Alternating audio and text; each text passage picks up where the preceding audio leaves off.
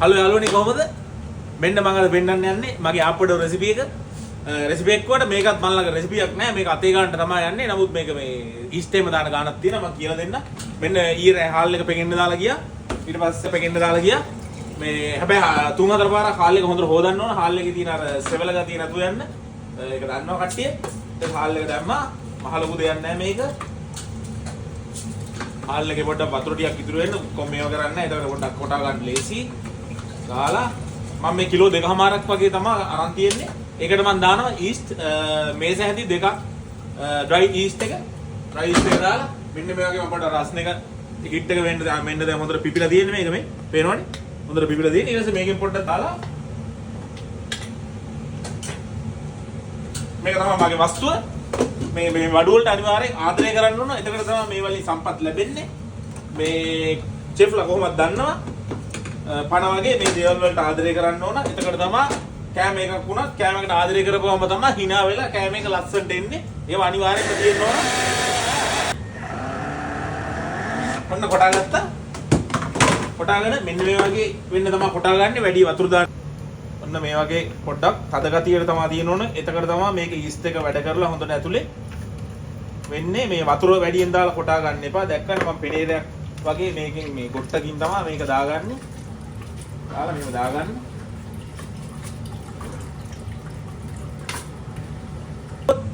ඇත්තටම කිව්වොත් මේ මම ආප්පයක් දාන්න ඇත්තටම මාස 8ක් විතර try කරා ගෙදර මේ රෙස්ටුරන්ට් එක දාන්න ඕපන් කරන්න කලින් මම ලංකාවේ ආප්ප දාලා තිබ්බේ නෑ.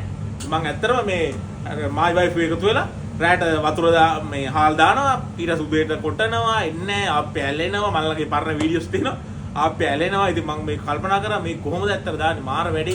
මේක මට හැබැයි මට පර්ෆෙක්ට් ආප්පයක් දාන්න ඕන. ඒ කියන්නේ ඔයාලා දැකලා ඇති මගේ ආප්පේ කොහොමද කියලා. මම කිසිම දෙයක් දාන්නේ නැහැ. මම පාවිච්චි කරන්නේ බාස්මති හාල් එකයි පොල් කිරි සීනි පොඩ්ඩක් දානවා ක්‍රිස්පි ගතිය ගන්න. ඒකයි ඊස්ට් එකයි එච්චරයි දාන්නේ. මේක ඇවිල්ලා සුපිරි ආප්පේ මේ කියන්නේ මම දන්නවා මගේ ආප්පේ ඇවිල්ලා බෙස්ට් ආප්පයක්. ඉතින් මේ මට ඒ කියන්නේ මම ඔයාලට කියලා දෙන්න පුළුවන්. හරියට තමයි උයන කේස් එක කරද්දි හරියට කරන්න ඕන වැඩේ. මම මෙතනින් ඒ කියන්නේ කැඩිච්ච හැලිච්ච කිසිම ආප්පයක් යවන්නේ එළියට. මට ආයි සුපිරියට ආප්පේ තියෙන්න ඕන. ඒක තමයි මගේ සිග්නේචර් ඩිෂ් එක. ඉතින් මට ආප්පේ කියන්නේ බෙස්ට්. මට ආප්පේ අනිවාර්යෙන් ඕන. ඉතින් මම මේක මාස 8ක් වගේ try කරලා තමයි මේක ඇත්තටම හොයාගත්තේ. ඒක මගේ සත්‍ය කතාවක්. මම හැදුවා හරි ගියේ නෑ. මං ඊට බැලුවා මේක කොහොමද කරන්නේ. කොහොම හරි මට ඊට පස්සේ වැඩේ හොයාගත්තා. දැන් මම දෙනවා හොඳම සුපිරි බෙස්ට් ආප්පයක් දෙන්නේ. හරිම රහයි. කිරි රහට හොඳටම තියෙනවා. කිසිම දෙයක් දාන්නේ නෑ. ශ්‍රී ලංකාවේ සමහරු මාරි බිස්කට් දානවා, අරව දානවා, මේව දානවා. මටත් ගොඩක් කට්ටිය කිව්වා ඒව දාන්න මේව දාන්න. නමුත් මම දෙන්නේ මේක මම කියනවා gluten free. ඒ කියන්නේ මම හාල් විතරයි ගන්නෙ. වෙන කිසිම දෙයක් නෑ. මම බය නැතුව කියන්න පුළුවන් ඕන දැනක.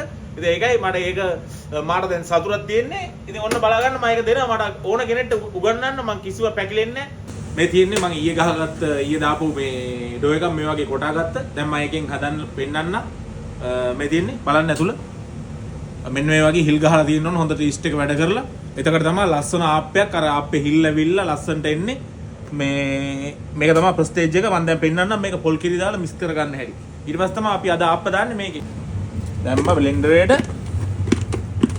පේනවනේ මේ ඔය නිකන් කදර තමයි එන්නේ. වතුර ගතියට ගන්නෑ. මම දන්නේ ගන්න කට්ටියක් තින්නේ නැති. මම කියන්නේ මේක මගේ සිස්ටම් එක. මේක මම පොල් කිරි කැඩුවා. මේකට දැම්මා. මුකුත් කතා නැහැ. රෙසිපි මයින් නැහැ. දැන් මම දන්නවා කොහොමද දෙන්න ඕනේ ගාන ඩෝ එකේ. ඒක ඔයාලට ගහදි තියෙන්නේ.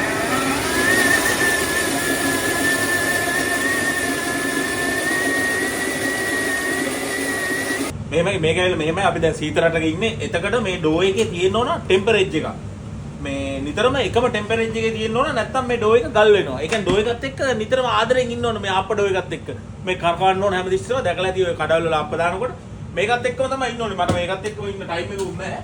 නමුත් ඉතින් මම මේකත් එක්ක කොහොම හරි ඉන්න උත්සාහ කරනවා. නැත්නම් ආප්පේට මොකද ආප්පේ වැඩි අවුල් වෙනවා. මෙන්න මේ වගේ බලන්න මේ. දැන් මේක පොඩ්ඩක් තික් වැඩි. ඊට පස්සේ මම මේක තියනවා මේ මෙන්න මේ ලිපෝඩි මම පොඩ්ඩක් තියනවා මේක ටෙම්පරේචර් එක හරියට වැඩ කරන්න.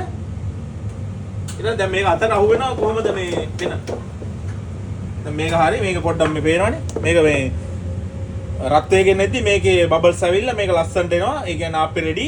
මේක ටෙම්පරේචර් එකක් තියෙනවා. ටෙම්පරේචර් එක මට හරියට කියන්න තේරෙන්නේ නැහැ. මේක අතට කොහොමද මේ ආප්පේ කියන දේ ඇවිල්ලා අතට දාලා ප්‍රැක්ටිස් වෙන්න ඕනේ. එතකොට තමයි මේ ආප්පේ අනිවාර්යෙන් දාන්න පුළුවන්. ඉතින් ඔයාලත් බලන්න පුරුදු වෙන්න. මේක ලොකු අමාරුවක් නැහැ. වැඩේ පුරුදු වෙන්න ඕනේ හරියට කරන්න පුළුවන් හැමෝටම. මේක ලොකු අමාරුවක් නැහැ. වැඩේ අල්ලගන්න තියෙන්නේ. ඉතින් ඔයාලත් පුරුදු මේ කරන්න ඕන දෙයක් බැරි කමක් නැහැ. මං කියන්නේ ලංකාවේ නංගිල මල්ලලා ඉන්නවා පාරේ ආප්ප හරි දැම්මෑකි කරන්න බැරි දෙයක් නැහැ. ඉතින් try කරන්න සුපිරි ආප්පයක් දාන්න ඕන මිනිස්සෙක් කන්න එනවා අපේ බෙස්ට් කොලියකට බඩුවක් දුන්නොත් ඉතින් ඒකයි වෙන්න ඕනේ.